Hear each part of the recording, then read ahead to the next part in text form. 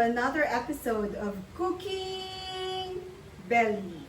So today, what we are going to cook is another crab recipe. It's adobo crab with a twist. So it's adobo Cajun crab recipe. Okay, so let's start cooking. We already turned off the fire and medyo mainit na yung pan. So we can already add some oil.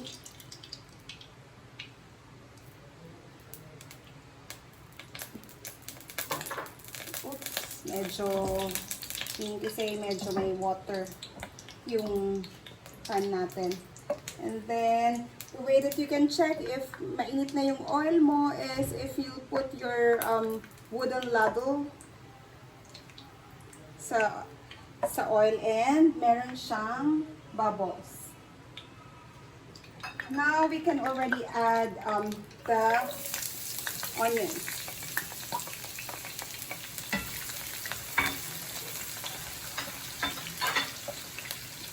And then the ginger, minced ginger, add lang.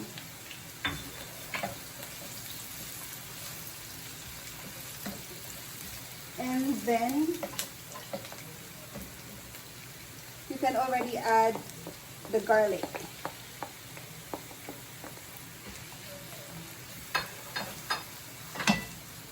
So just mix it.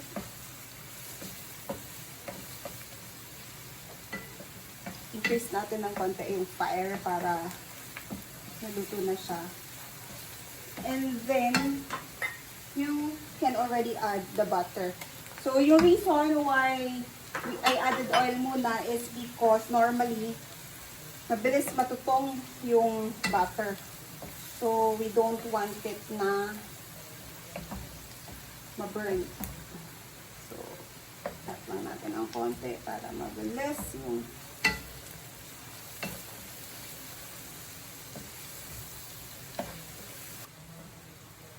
okay, so as you can see, tunaw na yung butter natin. So, hinaan ko na uli yung apoy para wag siyang matutong.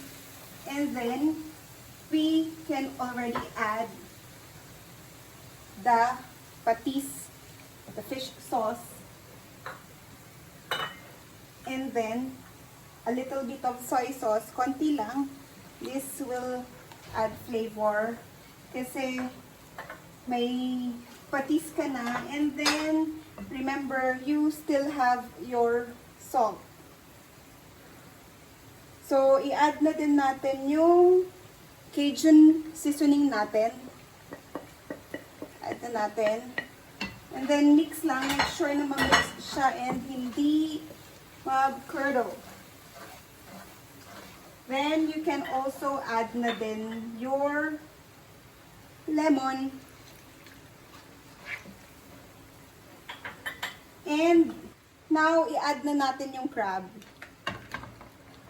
So, ilagay lang natin lahat.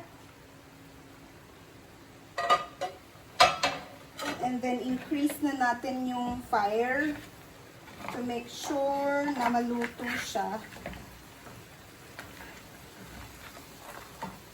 Oh, this should be good. And may nakalimutan tayo. We also have to add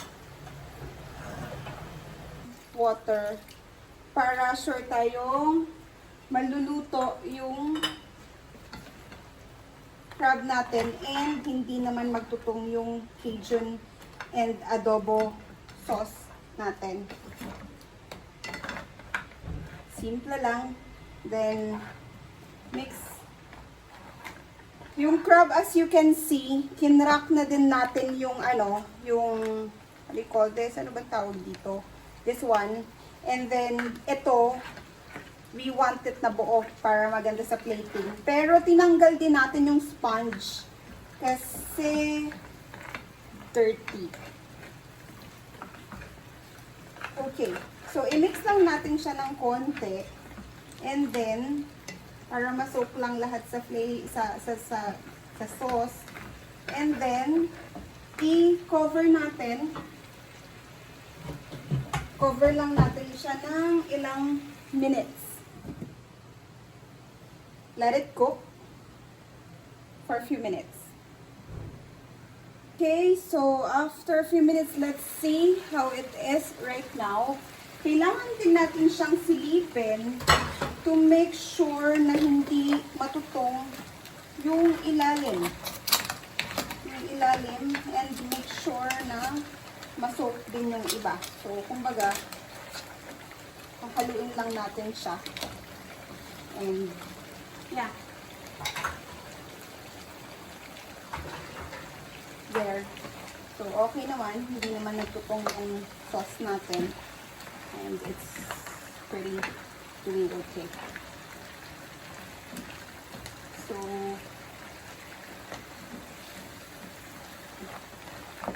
right now, we want to make sure na lutong-luto siya. So, we want to keep it cooking. Okay, so check na uli natin ang bango. It smells so good. Super smells so good. Okay. Okay na siya. Nakikita niyo yung sauce. Sarap. Sarap talaga. Konti na lang. I-dry na lang natin ng konti yung sauce. And perfect na ang ating adobo Cajun crabs. Diba? Sarap. Okay.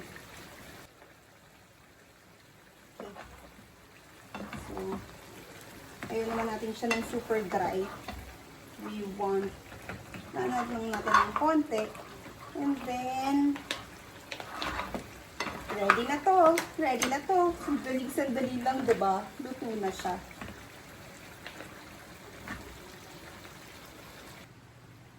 So, how do we do it? Chin. And then we have the other half. And then we have this. Clams. Lang. Lagay mo na lahat.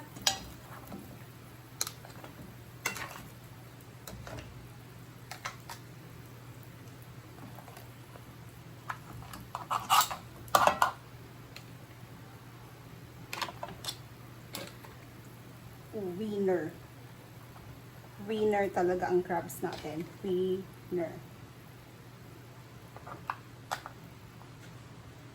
And then, add na natin yung sauce. Sarap. Hello cookers! Okay, so tapos na tayo magluto ng ating adobong Cajun crabs. So, sobrang bilis lang. Winner talaga, ang sarap. So, hindi mo na kailangan pumunta sa restaurant para order ng something so special. Pwede siya sa mga celebrations, okay? So, please don't forget to like and subscribe and also check on my other videos. See you! Thank you!